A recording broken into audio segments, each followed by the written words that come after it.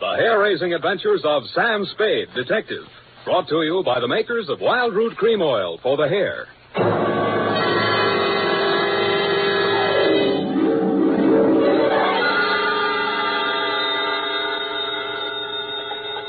Sam Spade Detective Agency. It's me, Effie. Oh, Sam, I've been worried about you.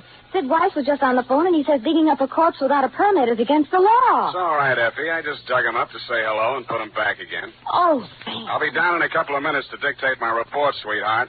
If I get lost on the way, you'll find me in City Hospital, the Psycho Ward, third straitjacket from the left.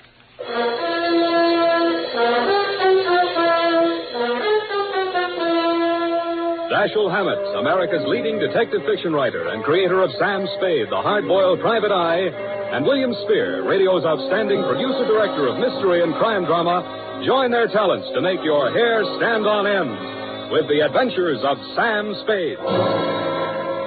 Presented each week by Wild Root Cream Oil, the non-alcoholic hair tonic that will put your hair back in place again, grooming it neatly, naturally, the way you want it. Fellows, if a girl can spend half an hour under a hot dryer in a beauty parlor to look her best for you, certainly you can spend half a minute sprucing up with Wild Root Cream Oil hair tonic to look your best for her. That's all it takes, and Wild Root Cream Oil grooms your hair neatly and naturally, the way girls like to see it. Besides, it relieves dryness and removes loose dandruff. There's not a drop of alcohol in Wild Root Cream Oil. It contains lanolin. So get the big economy-size bottle at your drug or toilet goods counter. And now, Wild Root brings to the air the greatest private detective of them all in The Adventures of Sam Spade.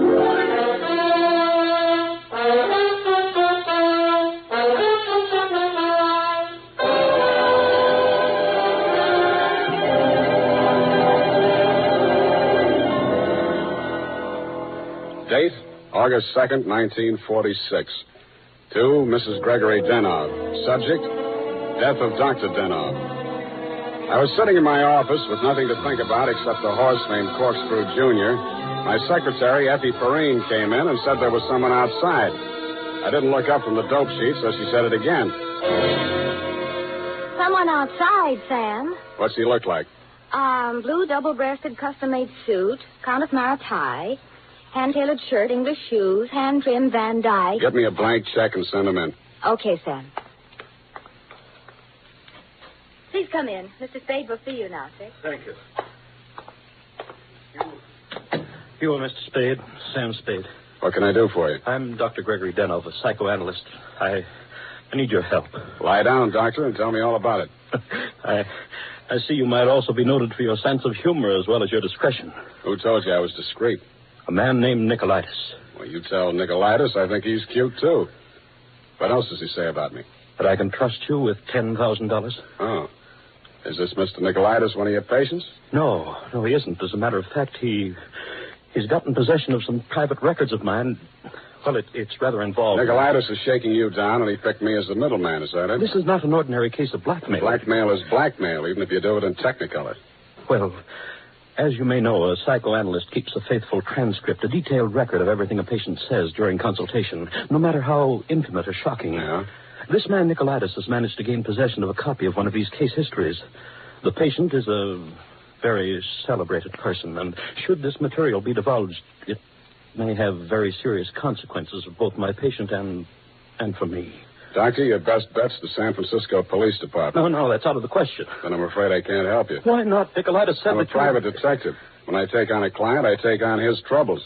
My job is to protect him, not to stand by and see him milked. If you want to hire me on that basis, I'll listen. Oh, I'm so tired. I must trust somebody. What can you do for me, Mr. Spade? Write me out a check for $1,000. Got a pen? Yeah. All right. You see, Nicolaitis figures that if I'm getting a cut, I'll have to keep my mouth shut. I'll spend it all the same. Here you are. Thanks. Now, what was the last thing Nicolaitis told you? That he would pick up the $10,000 here and deliver to you this file in question. Can you reach him? Yes. Call him. Tell him you've seen me. Tell him I won't do that kind of business in my office. Tell him to come to your house. I'll be there. What if he refuses? He won't. Tell him I have the whole $10,000. What time? How about in an hour? No, I'm sorry. We'll have to make it around 3 or... Oh, goodness, I'm late now. I really... That's a beautiful watch, Mr. Denov. Yes. Foreign? Yes. May I see it? My watch? Why, really, Mr. Spade, I'm very late. I have so many things to do, and I have to be at the Majestic Theater well before the matinee starts at 2:30. How are you going to see me at 3 o'clock if you're going to the theater? Oh, I'm not going to stay for the performance. Well, Mr. Spade, till 3 o'clock then. Oh, my office is in my apartment. The address is here on my card. It's the penthouse. Penthouse, huh? Okay, Doctor, I'll come formal. I'll wear the top to my bathing suit.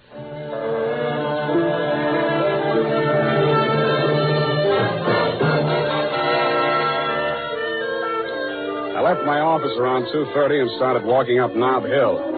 The Versailles Apartments, where Denov's place was, took up the whole 300 block, so I didn't have any trouble finding it. I stopped across the street for a minute to get my breath after the uphill climb, mopped my face, and started across. Just as I got to the middle of the street...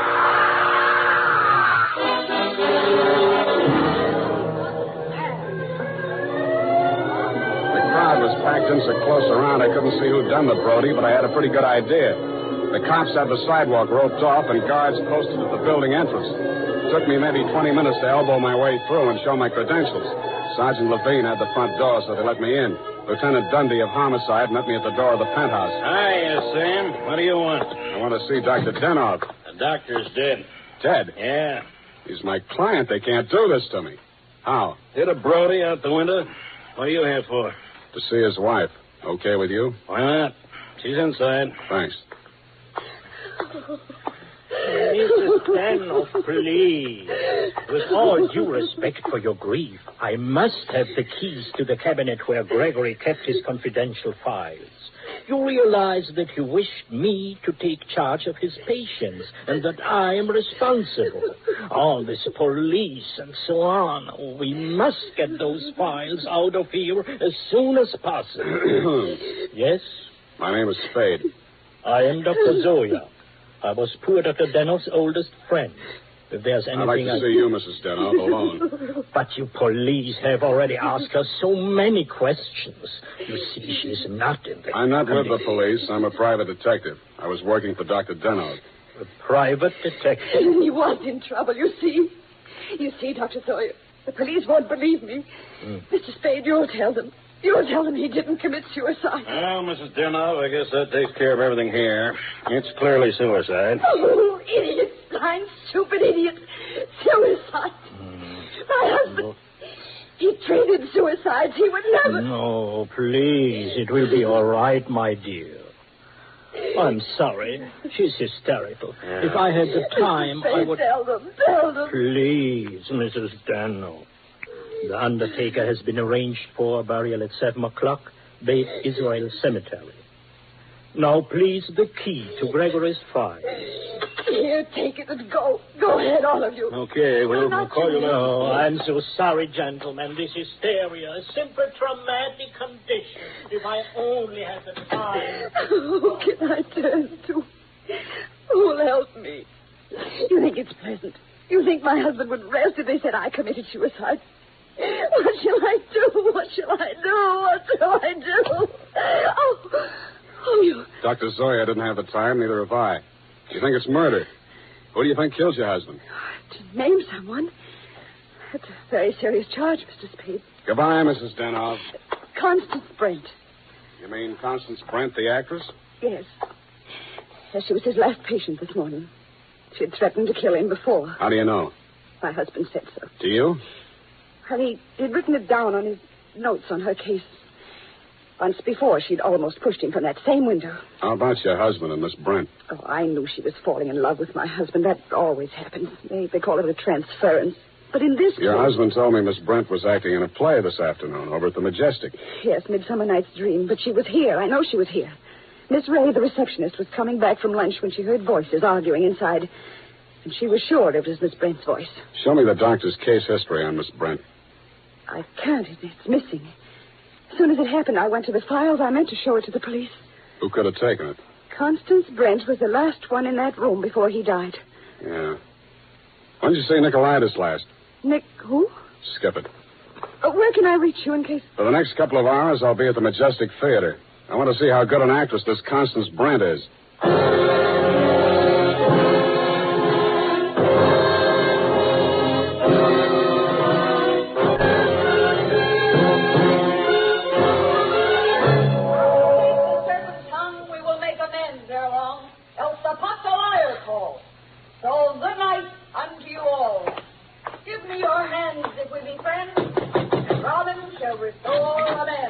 Yes?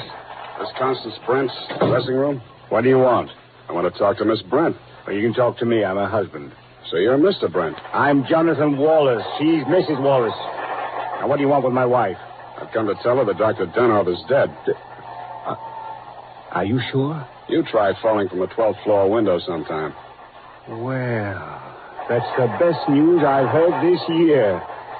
But I'm afraid it will be a shock for Constance. Maybe, maybe not.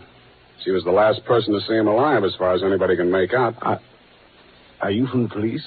No, I'm from the insurance company. Claims investigator. What do you want to see Constance for? The policy wasn't made out to her, was it? No, made out to his widow. But she can't collect. Police say it was suicide. Oh, that settles it. This is the last time I say to Tanya. Stand around while Puck talks his head off. Who is this person? Darling, I'm afraid this is going to be a shock. This man is from an insurance company. Dr. Denov is dead. Oh, what a pity. What happened? The police say he jumped. His wife says he was pushed. She also says that you, Miss Brent, might have been the pusher. Oh, now, really, it's too absurd. How like a wife. What time did your play start this afternoon, Miss Brent? Matinee at 2:30, always. Always. And the late lamented Dr. Denov jumped at 3 o'clock. I didn't say he did. Doesn't this news, shock you? But of course. Do you think good psychoanalysts are easy to find? Looks like your next doctor will have to start from scratch. Your case history seems to be missing from Dr. Denov's files. Missing? No.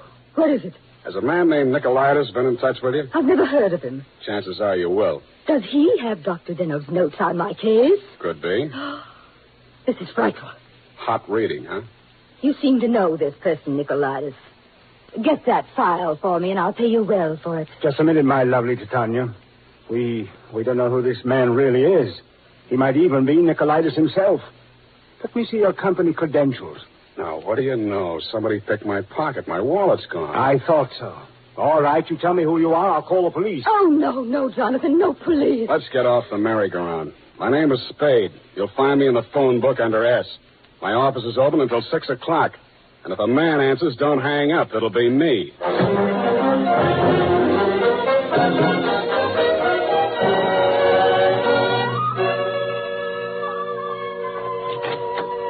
Hello, Effie. You found a Nicolaitis yet? Not one. I even tried spelling it backwards. Nobody ever heard of a man named Nicolaitis. I'm beginning to think there ain't no such person.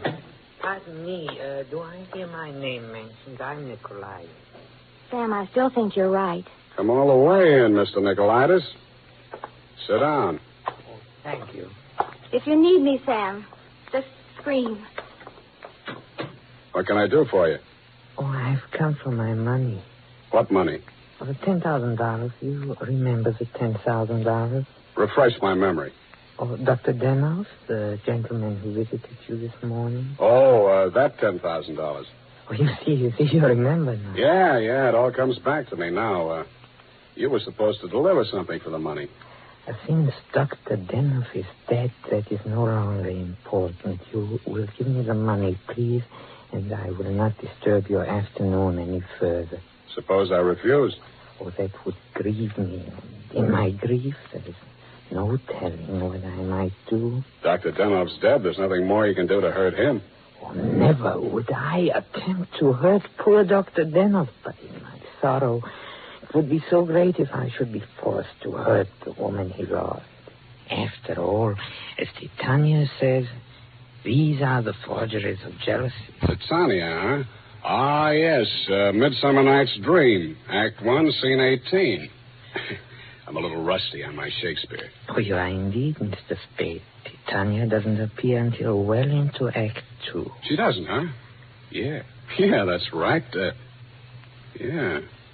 I guess she isn't on for 40 minutes or so. Yes, indeed, Mr. Spade, but I didn't come here to discuss drama. What else have you got to discuss?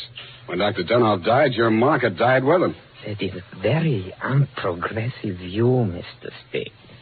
There's always a gentleman named Jonathan Wallace. Why, you fiend. You don't mean you'd sell to both of us. Mr. Spade, how can you have such a low opinion of me? I will prove my integrity. I will give you the material. You give me the money. Hand it over. In the Levant, Mr. Spade, we have a saying. He who goes too close to the bear soon loses his beard. I have left my beard at home. Okay, I'll meet you anywhere you say, anytime you say. Excellent. At 7 in your apartment? Won't that be walking into the bear's cave? In the Levant, Mr. Spade, we have a saying. Private dicks do not kill people in their own apartment.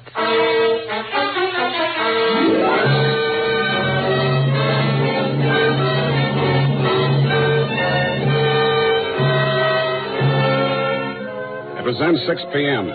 I called Effie for messages. She told me that you had been phoning frantically, Mrs. Denov. I still had maybe 30 minutes before Nicolaitis was due at my apartment, so I breezed on up to your place on the hill. We had a very interesting chat. Remember, Mrs. Denov? Looking back on it, that was probably the most interesting conversation we had. Funny, I can't remember much of anything you said, but it was so cozy there in your place. And what with your clock being about 20 minutes slow, it must have been something like 7:30 before I left you. I grabbed a cab and told the hacky to step on it. I hoped Nicolaitis was still waiting at my apartment. He was.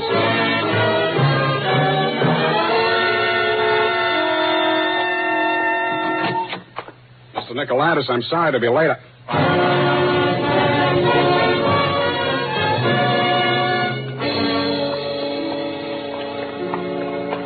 He was lying on my bathroom floor. The little guy was looking just about as natty as when he'd been in my office, except that the beautiful silk scarf he'd been wearing was twisted into a tight noose around his neck. Mr. Nicolaitis was a very dead blackmailer.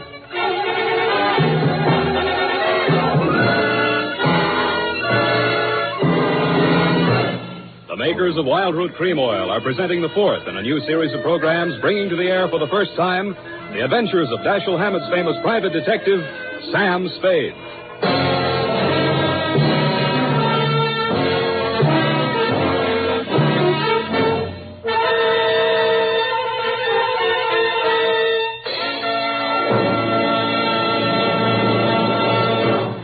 Then, at the racetrack, the man who has something better than a mere hunch is said to have it straight from the horse. Of course, that's a humorous expression, but it shows how to get facts. Go straight to the real source of information. And that's why we went straight to hundreds of men in metropolitan New York to find out what men really want in a hair tonic. And their answers show that Wild Root Cream Oil has all 5 advantages chosen by this impartial consumer jury of men. 1, Wild Root Cream Oil grooms your hair neatly and naturally, never leaves it sticky or greasy. 2, Wild Root Cream Oil relieves annoying dryness. 3, it removes loose dandruff. 4, it's non-alcoholic. And 5, it contains soothing lanolin. Remember, no other leading hair tonic gives you all 5 of these important advantages. Is it any wonder that 4 out of 5 users in a nationwide test preferred Wild Root Cream Oil to all other hair tonics they'd tried?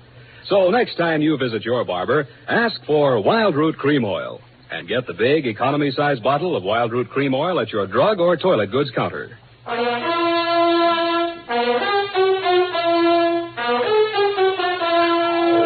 now back to Sam and Psyche. Tonight's adventure with Sam Spade.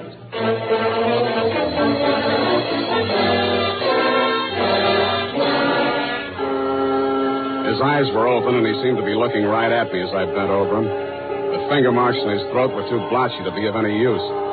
Pretty soon, Lieutenant Dundee and Sergeant Polehouse came in and walked over behind me. We all stood there for a second, and then Polehouse bent down and closed those eyes. You know him, Sam? His name is Nicolaitis. That's all I know about him. What did he come here to your place for? I don't know. You invited him? I wouldn't have been surprised to find him here, but not like this.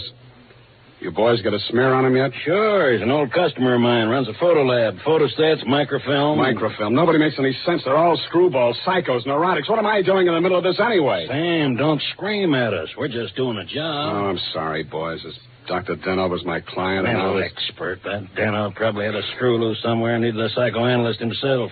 Say, maybe he was... Yeah. Hey, look, Dundee. I'm going out of here now.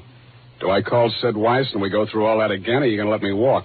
Why, Sam, you can go. I know where you sleep. I'll wake you when I'm ready for you.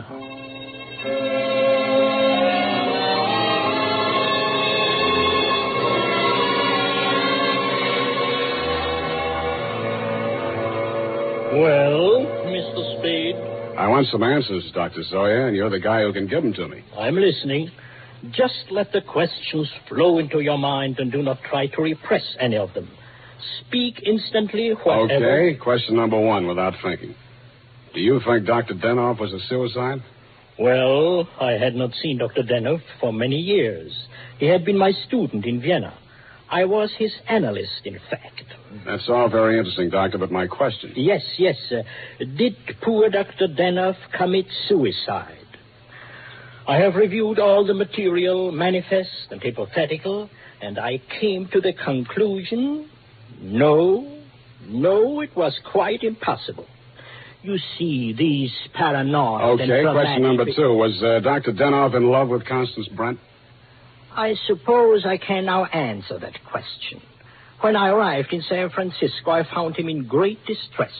He told me he feared he was losing his objectivity towards this patient. In other words, he was in love with her? Yes. You think she might have murdered him? All psychoanalytical subjects develop aggressive feelings toward the doctor. Nearly all of my patients have threatened me at one time or another. You don't say. Tell me, Dr. Zoya, you know anything about Jonathan Wallace, Miss Brent's husband? A violent type, almost psychotic. Yeah?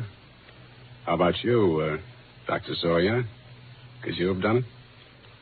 That is a most interesting question, Mr. Spade. When I arrived here from Vienna without funds, dependent on the kindness of my former students, I must confess that I felt a certain antagonism. It disturbed me to realize that a man of my standing in the profession should be dependent on the goodwill of a younger and, I sincerely believe, less gifted man. However, I overcame this, and I didn't kill him. Yeah. Well, Doctor, thanks a lot. Oh, people. Truly a life study. There is no accounting.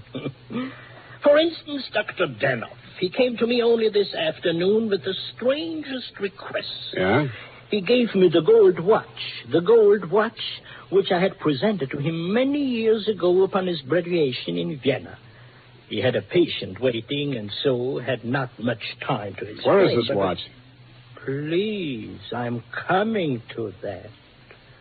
He asked me to promise that I would have the watch buried with him if something should happen. That has been done. But Dr. Denoff just died at 3 o'clock. It is a Mosaic law that the deceased be buried before sundown. Thanks, Doctor. Thanks a lot. I hope I've been of some help. Doctor, you'll never know how much you've helped me.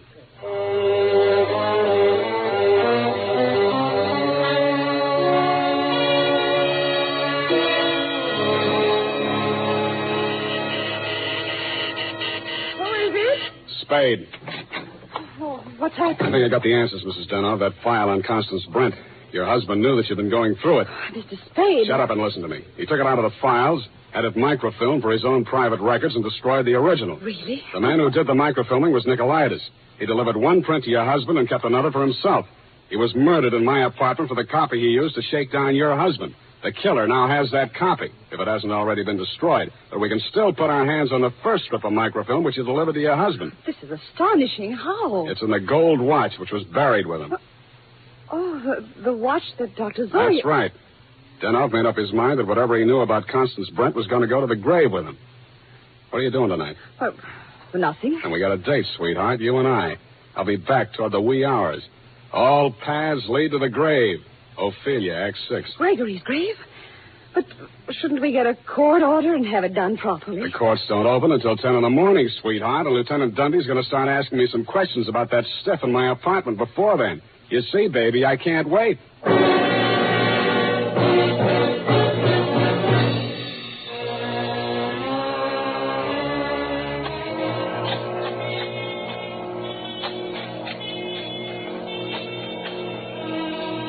Mr. Spade, we shouldn't be doing this. If I'm wrong this time, it won't be wasted effort. I'll crawl into the grave myself and pull it in after. Here. I struck it. Give me that crowbar, Mrs. Denoff, quick. Oh, dear. Put that flashlight in here, sweetheart. You look the other way. Yeah, here it is. Look. What, Mr. Spade? What have you got? The watch. Here, put the flash on it while I open it. Here's my nail file. Pry off the back. Thanks. That does it. Here's the film. All right, Mr. Spade. Give me that film. Well, if it isn't the second gravedigger from Hamlet, Mr. Constance Brent. Stop prowling and hand it up to me. You better do as he says, Mr. Spade. We've both got guns. I was expecting that. Took you a long time to get here, Mr. Wallace. How did dear Constance make out as Lady Macbeth? Just give me that film. Stop being an idiot, Wallace. The cemetery is crawling with cops. Put that gun away before you drop it and break your foot. Come up out of that grave, Spade, or you'll stay there forever. Okay, Dundee. All right. Get those hands up, everybody. Go ahead, Dundee. Make the pinch. Okay. Sam Spade, I arrest you for body snatching, violation of graves under the Civil Code number... No, you fool. You're supposed to arrest Mrs. Gregory Denov and Jonathan Wallace for the murder of Gregory Denov and Pericles Nicolaitis. But I... Oh, yeah. No, you don't.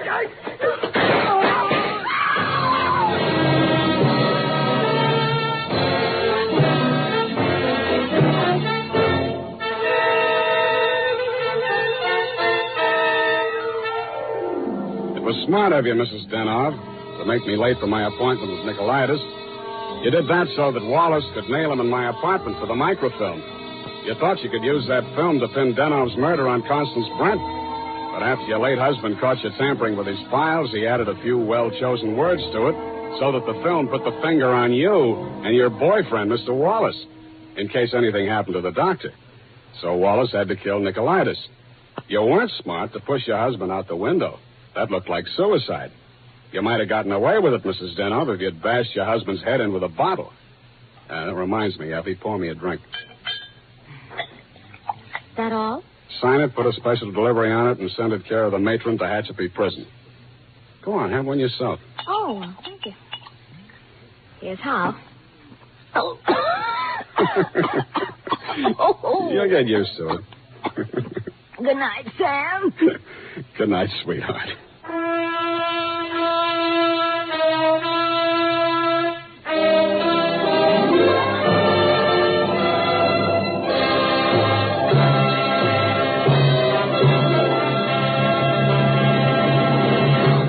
Wild Root Cream Oil presents The Adventures of Sam Spade, Dashiell Hammett's famous private detective, produced and directed by William Spear. Then, on these warm August days, the sun beats down on your hair, may leave it looking dry and brittle. That's why, now especially, you need Wild Root Cream Oil.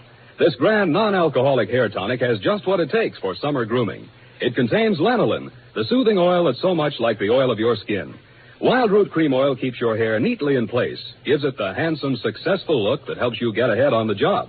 And Wild Root Cream Oil removes loose, ugly dandruff and actually relieves annoying dryness. So tonight, take the famous FN test. Check your scalp. Signs of dryness or loose dandruff tell you need Wild Root Cream Oil right away. Sam Spade is played by Howard Duff. Fred Essler was Dr. Zoya. Lorene Tuttle is Effie. Don't forget, next Friday, the three masters of the art of hair-raising, Dashiell Hammett, William Spear, and Wild Root Cream Oil, join forces to bring you another hair-raising adventure with Sam Spade. Smart girls use Wild Root Cream Oil, too, for quick, good grooming and to relieve dryness between permanents. Mothers say it's grand for training children's hair. Dick Joy speaking. This is ABC, the American Broadcasting Company.